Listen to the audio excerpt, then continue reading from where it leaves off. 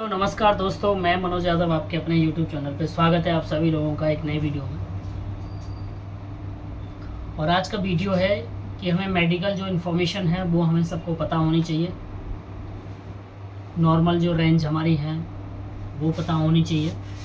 Basic information जो हमारी medical की है वो हमें ज़रूर पता होनी चाहिए कि जो हम टेस्ट करते हैं, जो हमारे फ्लैबो टेक्नीशियन हैं, जो रिसेप्शन पे भी बैठते हैं, उनको भी ये चीज़ें जाननी चाहिए। इसी के बारे में हम आज आपको आगे बताने वाले हैं। तो वीडियो में पूरा एंड तक बने रहिए और आई होप आप सब लोग बहुत अच्छे होंगे। अच्छे रहने की कोशिश कीजिए। बारिश का मौसम है, कभी धूप तो कभी छाया, कभी बारिश, कभी उमस वाली गर्मी। इसको मद्देनज़र रखते हुए आज का वीडियो हम आपके समक्ष रख रहे हैं। तो वीडियो में पूरा रहिए, एंड तक देखिए। जो लोग नए हैं वो सब्सक्राइब कर लें, वीडियो को लाइक और शेयर और कमेंट्स भी करते रहें। तो सबसे पहले देखिए, जो हमारी बेसिक इन्फॉर्मेशन है वो ये है कि जैसे मान लो अगर हम टेस्ट करते हैं तो सबसे पहले हमें पता होना चाहिए, जैसे CBC है, इसकी नॉर्मल वैल्यू हमें पता होनी चाहिए। हमें ये पता होना चाहिए कि हमारी बॉडी में ब्लड कितना है। एक ह्यूमन बॉडी मतलब जैसे एक जेंट्स का और एक लेडीज़ में कितना कितना वॉल्यूम ब्लड होना चाहिए। तो जैसे जेंट्स का आपका होता है 5 to 6 और लेडीज़ का होता है 4.5 से 5.5। तो ये वैल्यू नॉर्मल वैल्यू उसकी होती है ग्राम पर DL, ठीक है, इतना उनका होना चाहिए।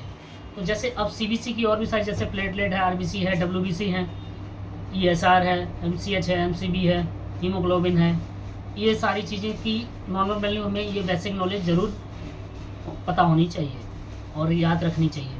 अब KFT का आ गया।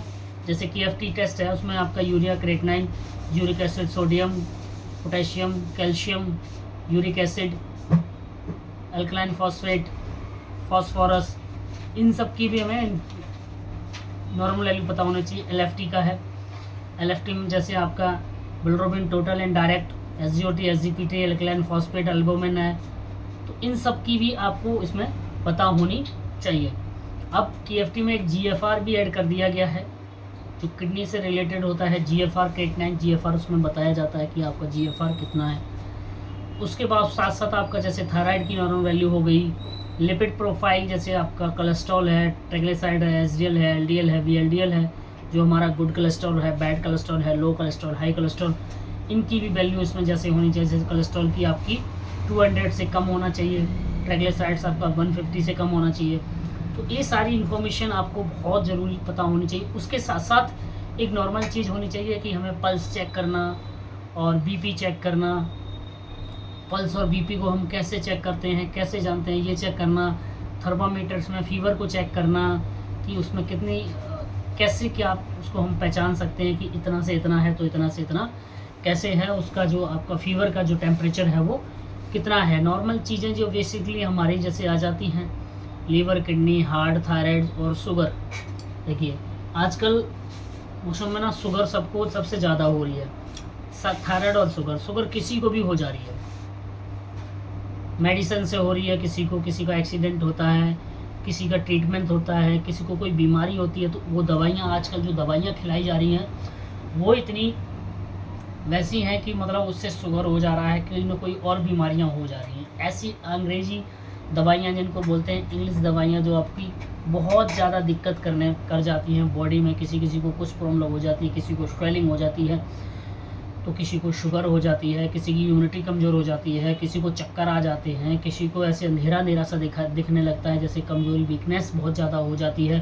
कोई बोलता है कि इस मेडिसिन से मेरे को ये दिक्कत होगी। तो जो मेडिसिन्स भी आपके घर में यूज करने के लिए हैं, जैसे आप PCM लेते हैं 500, 650, तो मैं तो आपको रिकमेंड करूँगा कि जो PCM है, पैरासीटामोल, वो आप 500 ही लें, इससे ज़्यादा नहीं। 650 बोलते थे एकदम कि फीवर को जल्दी उतारने के लिए, अरे 500 भी तो उतार देगा। तो जो भी आपकी मेडिसिन वगैरह हैं, जैसे मान लो दर्द की हैं, आपका फीवर का है, ठीक है, एंटीबायोटिक्स हैं, तो देखिए जो हमारी एंटीबायोटिक्स हैं हम जितना ज़्यादा लेते हैं उतना हमें नुकसान भी कर सकती है। तो बोला गया है कि ज़्यादा एंटीबायोटिक्स भी नहीं लेना है जब तक उसका यूज, जैसे मान लो अगर हम किसी चीज़ के लिए एंटीबायोटिक, जैसे मान लो आपको UTI हो गया, यूरिन इन्फेक्शन हो गया, तो उसमें आपको एंटीबायोटिक दिया अमीकाशीन, इंजेक्शन की बात कर रहे हैं हम। तो अब वो है कि एक लिमिट में होता है कि उसको 3 लगाने हैं, 5 लगाने हैं, 7 लगाने हैं, 10 लगाने हैं। डिपेंड करता है वो आपके इन्फेक्शन के ऊपर कि कितना है उतना ही। लोग लगाए जाते हैं तो उससे भी दिक्कत हो जाती है। जैसे ही आपका ये प्रॉब्लम ख़त्म हो जाए आप उसको बंद कर दीजिए और चीज़ों में अपने खाने पीने में सुधार लाइए, बाहर की चीज़ें अवॉइड कीजिए। तो जिस तरह से आपने जाना कि नॉर्मल वैल्यूज पता होनी चाहिए हमको, बीपी, शुगर। अब हमारा शुगर से प्रिक वाला टेस्ट होता है वो भी आपको आना चाहिए, बीपी चेक करना आना चाहिए, पल्स चेक करनी आनी चाहिए। तो ये सब नॉर्मल जो बेसिक जो चीज़ें हैं वो हमें ज़रूर पता होनी चाहिए। अब जैसे आपका HbA1c है, यूरिन का टेस्ट है, आयरन का है, अमाइलेज का है, विटामिन डी है, विटामिन B12 है।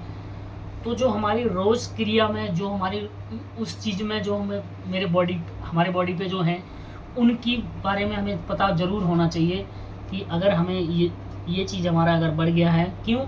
क्योंकि देखिए ये हर किसी के लिए बोलते हैं कि हर किसी के लिए भी कि हमें कैसे पता लगेगा, हमें क्या। देखिए जो रिपोर्ट्स होती है उसके सामने रिजल्ट होता है और रिजल्ट के बिल्कुल बगल में आपकी नॉर्मल वैल्यूज़ होती हैं कि इतने से इतना होना चाहिए था, ठीक है। अब जो टेस्ट की रिपोर्ट है उसको हम जानते कैसे कि ये किसके लिए, उसके लिए। अब हम आपको एग्जांपल देते हैं। जैसे आप मान लीजिए आपका LFT है, तो LFT में पहले 3 जो आते हैं वो आते हैं बिलिरुबिन टोटल, डायरेक्ट और इनडायरेक्ट। तो ये तो आपका हो गया जॉन्डिस यानी पीलिया के लिए। किसके लिए हो गया? जॉन्डिस। अगर इनकी वैल्यू आपके ऊपर है, इनसे ज़्यादा है, नॉर्मल वैल्यू से ज़्यादा है, तो आपका जॉन्डिस की शिकायत है। अब आपका आता है SGOT, SGPT। वो हमारे इंजाइम्स में अगर प्रॉब्लम है तो SGOT, SGPT बढ़ा हुआ आ जाता है, तो हमारी वो इंजाइम्स की प्रॉब्लम होगी। एल्कलाइन फॉस्फेट भी ऐसी होता है, जैसे किसी के पेट में पेन होता है, दर्द वगैरह रहता है, स्वेलिंग रहती है। एल्बुमिन हो गया, प्रोटीन हो गया, ये सारी चीज़ें जो है ना उसकी जानकारी आपको बहुत ज़रूर होना चाहिए। अब देखिए किसी को अगर बार बार टॉयलेट वगैरह आता है तो उसको अपना शुगर लेवल चेक करवा लेना चाहिए। शुगर लेवल जब चेक करवा तो उसमें आपको पता लग जाए कि हमारे बार बार टॉयलेट आता है, एक जलन होती है, शुगर लेवल जब हाई से ज़्यादा बढ़ जाता है 300-400, तो बार बार यूरिन आता है, पेशाब करने में जलन, दिक्कत वगैरह होती है। ये हमारी नॉर्मल बेसिक चीज़ें हैं जो हमें पता होनी चाहिए, हमें उसकी जानकारी ज़रूर रखनी चाहिए, चाहे वो मेडिकल हो चाहे नॉन मेडिकल, जो भी आपका जो भी कैटेगरी का हो, मतलब जैसे नॉन मेडिकल हो या फिर मेडिकल का हो, ये सारी जानकारी जरूर होनी चाहिए। और जो मेडिसिन्स घर पे देते हैं कि नहीं ये ले लो, वो ले लो, ऐसे ले लो, ये लो, ये गलत है, ऐसे नहीं करना चाहिए। डॉक्टर की परामर्श से ही आपको मेडिसिन्स लेनी चाहिए। PCM एक ऐसी दवाई है, कॉम्बीफ्लैम है, एक PCM है, ये ऐसी एक दवाई है, डिस्प्रिन है, और ये आपका जैसे सिर दर्द के लिए डिस्प्रिन होता है, और कॉम्बीफ्लैम हो गया, आपका पैरासीटामोल हो गया।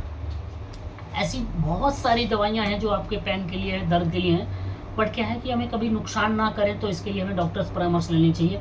नॉर्मल से लोगों के सिर में दर्द होता है तो मेडिसिन की दवाई ले लेते हैं। नॉर्मल सिर में अगर किसी को दर्द होता है तो चाय कॉफ़ी लीजिए और अपनी नींद पूरी कीजिए, सोइए, ठीक है। तो एक छोटा सा वीडियो आप लोगों के था, बेसिक इन्फॉर्मेशन आपको बताने के लिए। तो इसी के साथ हम वीडियो को समाप्त करते हैं। जय हिंद, जय भारत, जय जवान, जय किसान, जय Shri Ram. Thank you so much.